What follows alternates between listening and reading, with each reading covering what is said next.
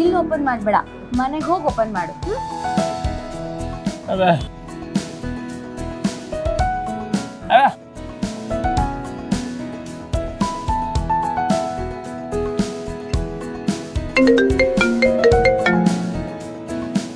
Hello Janhvi ಅವರೇ, ಎಲ್ಲಿದ್ದೀರಿ, ಹೇಗಿದ್ದೀರಿ? ಅದೇ ವೆಂಕಣ್ಣ ಹೊಸ ಅಂಗಡಿ ಓಪನ್ ಮಾಡಿದಾನಲ್ವಾ, ಅಂಗಡಿ ನೋಡಕ್ ಬಂದಿದ್ದೆ. ನಾ ಹೋಗಿರ್ಲಿಲ್ಲ ಅಂತ ತುಂಬಾ ಬೇಜಾರು ಮಾಡ್ಕೊಂಡಿದ್ದ, ಸಮಾಧಾನ ಮಾಡ್ತಿದ್ದೆ. ನೋಡಿದ್ರಾ, ನೀವಲ್ಲಿ ಹೋದ ತಕ್ಷಣ ನಿಮ್ಮ ವಾಯ್ಸ್ನಲ್ಲಿ ಎಷ್ಟು ನೆಮ್ಮದಿ ಕೇಳಿಸ್ತಾ ಇದೆ ಗೊತ್ತಾ? ಯಾವ ಹೆಣ್ಣಿಗೆ ತಾನೇ ತವ್ರ ಮನೆ ಅಂದರೆ ಖುಷಿ ಇರಲ್ಲ ಹೇಳಿ. ನನ್ ಬಿಡಿ, ಅಮ್ಮನ ಬಗ್ಗೆ ಏನಾದರೂ ಗೊತ್ತಾಯ್ತಾ? ನಿಮ್ಮ ಪೊಲೀಸ್ ಫ್ರೆಂಡ್ ಏನಾದರೂ ಹೇಳಿದ್ರಾ? ಇಲ್ಲ ಜಾನ್ವಿ ಅವರೇ, ಅವರು ಎಲ್ಲ ಕಡೆ ಇನ್ನೂ ಹುಡುಕಾಟ ಮಾಡ್ತಾ ಇದ್ದಾರೆ. ಬೆಳಗ್ಗೆ ಆ್ಯಕ್ಚುಲಿ ಫೋನ್ ಮಾಡಿ ಅಮ್ಮನ ಥರನೇ ಯಾರೋ ಸಿಕ್ಕಿದ್ರು ಅಂತ ಒಂದು ಜಾಗ ಕರ್ಕೊಂಡು ಹೋಗಿದ್ರು. ಟರ್ನ್ಸ್ ಔಟ್ ಅಮ್ಮ ಅಲ್ಲ. ಕೆಲವು ಓಲ್ಡ್ ಏಜ್ ಹೋಮ್ಸ್ಗೆ, ಆರ್ಫನೇಜಸ್ಗೆ ವಿಸಿಟ್ ಮಾಡಬೇಕು ಅಂತ ಹೇಳಿದ್ದಾರೆ. ನಾನು ವಿಸಿಟ್ ಮಾಡ್ತಾ ಇದ್ದೀನಿ. ಹಾಗಿದ್ರೆ ನಾನು ಇಲ್ಲಿಂದ ಹೊರಟು ನಿಮ್ಮ ಜೊತೆ ಬಂದ್ಬಿಡ್ಲಾ? ಅರೆ ಬೇಡ ಜಾನ್ವಿ ಅವರೇ, ನೋಡಿ ನೀವು ಇಲ್ಲಿ ಬಗ್ಗೆ ಏನು ಯೋಚನೆ ಮಾಡಬೇಡಿ. I take care of things. ನೀವು ಅಲ್ಲಿ ಸ್ವಲ್ಪ ಕೆಲವು ದಿನ ಆರಾಮಾಗಿ ಇದ್ದುಬಿಟ್ಟು ಬಂದ್ಬಿಡಿ. ಹೌದು, ಅಂಗಡಿನ ಬರೀ ನೀವು ಒಬ್ಬರೇ ನೋಡ್ಬಿಡ್ತೀರಾ? ನನಗೆ ತೋರಿಸಲ್ವಾ? ವಿಡಿಯೋ ಕಾಲ್ ಮಾಡ್ತೀನಿ, ತೋರಿಸಿ. ಹಾಂ.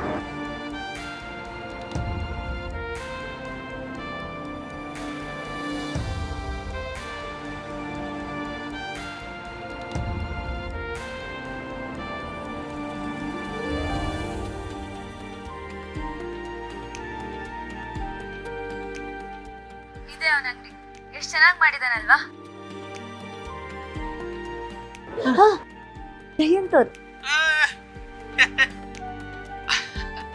ಹಲೋ, ಹೇಗಿದ್ದೀರಿ ಎಲ್ಲರೂ? ಅದು ತುಂಬ ಕೆಲಸ ಇತ್ತು, ಅದಕ್ಕೆ ಬರೋಕ್ಕಾಗಲಿಲ್ಲ. ಮುಂದಿನ ಸರ್ತಿ ಡೆಫಿನೆಟ್ಲಿ ಬರ್ತೀನಿ. ನೋಡಿ, ನನ್ನಿಂದ ಏನೇ ಸಹಾಯ ಬೇಕಾದರೂ ಸಂಕೋಚ ಇಲ್ಲದೆ ಕೇಳಿ, ಖಂಡಿತ ಮಾಡ್ತೀನಿ. ಪರವಾಗಿಲ್ಲ ಜಯಂತ್ ಅವರೇ. ಸರಿ, ಬಾಯ್ ಬಾಯ್.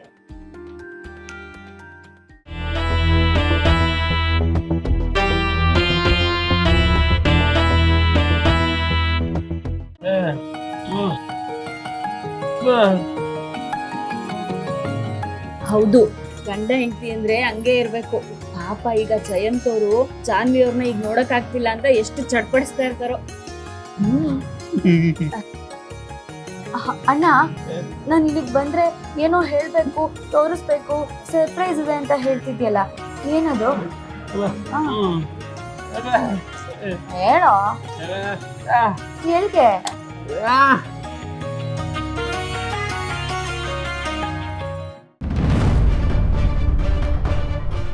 ಏನಾಯ್ತು ಸಿದ್ದು ಅವರೇ? ಅವ್ನು ಯಾವ ಕಡೆ ಹೋದ ಅಂತ ಏನಾದರೂ ಗೊತ್ತಾಯ್ತಾ? ಇಲ್ಲ ಮೇಡಮ್ ಅವರೇ, ನಮ್ಮ ಹುಡುಗರಿಗೆ ಅವನ್ನ ಮೇನ್ ರೋಡ್ ಕಡೆ, ಹೈವೇ ಕಡೆ ಎಲ್ಲ ಕಡೆ ಹುಡ್ಕಕ್ಕೆ ಹೇಳಿದೆ. ಆದರೆ ಆ ಥರದ ಕಲರ್ ಕಾರು ಎಲ್ಲೂ ಬಂದಿಲ್ಲ ಅಂತ ಹೇಳಿದ್ರು. ನನ್ನ ಪ್ರಕಾರ ಅವನು ಈ ಸಿಟಿ ದಾಟಿ ಹೋಗಿರೋಕ್ಕಿಲ್ಲ, ಇಲ್ಲೇ ಎಲ್ಲೋ ಮಧ್ಯದಲ್ಲೇ ಮರೆಯಾಗಿದ್ದಾನೆ. ನಾವು ಅವ್ನ ಹಿಂದೆನೇ ಇದ್ರೂ ಆ ಗಾಡಿ ಹೇಗೆ ಅಷ್ಟು ಬೇಗ ಬಂತು? ಅವ್ನು ಅದ್ರಲ್ಲಿ ಕೂತು ಹೇಗೆ ಹೋದ? ಇದರಲ್ಲೇ ಗೊತ್ತಾಗುತ್ತೆ ಅವ್ನು ಒಬ್ಬನೇ ಇಲ್ಲ, ಅವ್ನ ಹಿಂದೆ ಯಾರೋ ಇದ್ದಾರೆ ಅಂತ. ಹೌದು ಮೇಡಮ್ ಅವರೇ, ಒಬ್ಬನೇ ಈ ಕೆಲಸ ಮಾಡೋದಕ್ಕೆ ಸಾಧ್ಯನೇ ಇಲ್ಲ. ಅವನ್ನ ನೋಡ್ತಿದ್ರೆ ದ್ವೇಷ ಇರೋದು ಅವನಿಗಲ್ಲ, ಅವನ ಕೈಲಿ ಕೆಲಸ ಮಾಡಿಸ್ತಾ ಇರೋರಿಗೆ ಅನ್ನೋದು ಪಕ್ಕಾ ಗೊತ್ತಾಯ್ತಾ ಇದೆ. ಈಗ ಅವನ್ನ ಹೇಗೆ ಹುಡ್ಕೋದು ಸಿದ್ದು ಅವರೇ? ನೀವೇನು ಯೋಚನೆ ಮಾಡಿಬಿಡಿ ಮೇಡಮ್ ಅವರೇ, ಅವ್ನು ಎಲ್ಲೂ ಹೋಗಿರೋಕ್ಕಿಲ್ಲ, ಇಲ್ಲೇ ಇದೇ ಊರಲ್ಲೇ ಎಲ್ಲೋ ಒಂದು ಕಡೆ ಬಚ್ಚಿಟ್ಕೊಂಡಿರ್ತಾನೆ. ಎಷ್ಟು ದಿನ ಅಂತ ಅವನು ಅಂದರಾಗಿರೋಕ್ಕೆ ಸಾಧ್ಯ? ಹೊರಗಡೆ ಬರಲೇಬೇಕಲ್ವೇ? ಅದನ್ನ ನೀವು ಹೇಗೆ ಹೇಳ್ತೀರಾ? ಯಾವುದೋ ಕಾರಲ್ಲಿ ಬಚ್ಚಿಟ್ಕೊಂಡು ಹೋಗಿರ್ಬೋದಲ್ವಾ ಅವನು. ಆದರೆ ನನ್ನ ಪ್ರಕಾರ ಅವನು ಇಂಥ ಸಮಯದಲ್ಲಿ ಅಂಥ ಧೈರ್ಯದ ಕೆಲಸ ಮಾಡೋಕ್ಕೆ ಹೋಗೋದಿಲ್ಲ. ವಿಷಯ ಎಲ್ಲ ಸ್ವಲ್ಪ ತಣ್ಣಗಾದ್ಮೇಲೆ ಆಚೆ ಬರೋ ಪ್ರಯತ್ನ ಮಾಡ್ತಾನೆ. ಅಲ್ಲಿವರೆಗೂ ಕಣ್ಮರೆಯಾಗೇ ಇರ್ತಾನೆ. ಇವತ್ತೇನಾದರೂ ಅವ್ನು ನನ್ನ ಕೈಗೆ ಸಿಕ್ಕಿದ್ರೆ ಅವ್ನು ಯಾರು, ನಮ್ಮ ಕುಟುಂಬಕ್ಕೆ ಯಾಕೆ ತೊಂದರೆ ಕೊಡ್ತಿದ್ದಾನೆ ಅಂತೆಲ್ಲ ತಿಳ್ಕೊಬೋದಾಗಿತ್ತು. ಮಿಸ್ ಆಗ್ಬಿಟ್ಟ.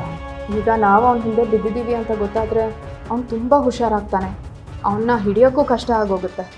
ಅದಕ್ಕೆ ನಾವಿನ್ಮೇಲೆ ತುಂಬ ಹುಷಾರಾಗಿ ಹೆಜ್ಜೆ ಇಡಬೇಕು ಸಿದ್ದು ಅವರೇ. ನೀವು ಹೇಳೋದು ಸರಿಯಾಗದೆ ಮೇಡಮ್ ಅವರೇ. ನಾವೀಗ ನಮ್ಮ ಪಾಡಿಗೆ ನಾವಿರಬೇಕು. ಅವನ ಕಡೆ ಗಮನ ಕೊಡ್ತಿಲ್ಲ ಅಂತ ಅವನಿಗೆ ಅನ್ನಿಸ್ಬೇಕು. ಆಗ ಅವನು ಆಚೆ ಬರ್ತಾನೆ, ಆಗ ಅವನ್ನ ಹಿಡಿಬೋದು. ಸರಿ, ಈಗ ಕೆಲಸದ ಕಡೆ ಸ್ವಲ್ಪ ಗಮನ ಕೊಡೋಣ. ನಾವು ಈ ಕಡೆ ಓಡಾಡಿಕೊಂಡು ಎಷ್ಟೊಂದು ಆರ್ಡರ್ಗಳನ್ನ ಡೆಲಿವರ್ ಮಾಡೋದೇ ಮರ್ತ್ಬಿಟ್ಟಿದ್ದೀವಿ.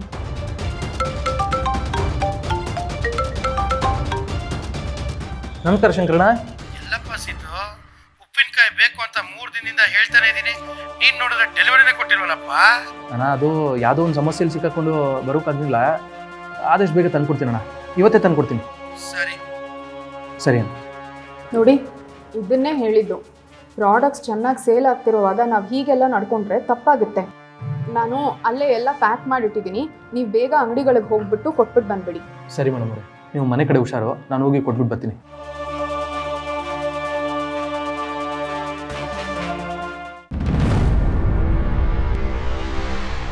ಅಲ್ಲಮ್ಮ, ಮೊಸರನ್ನ ಜೊತೆಲಿ ಉಪ್ಪಿನಕಾಯಿ ಓಕೆ, ಮೊಸರನ್ನ ಇಲ್ಲದೆ ಬರೀ ಉಪ್ಪಿನಕಾಯಿನೇ ಜೋಡಿಸ್ತಾ ಇದೆಯಲ್ಲ, ಏನು ನಿನ್ನ ಉದ್ದೇಶ? ಹೇಳ್ತೀನಿ ಇರೋಣ.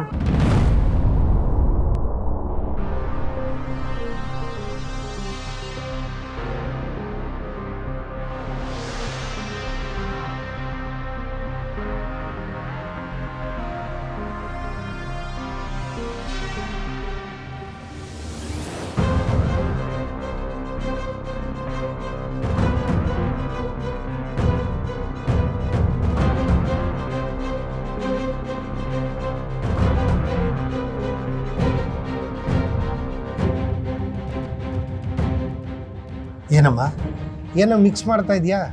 ಏನಿದು?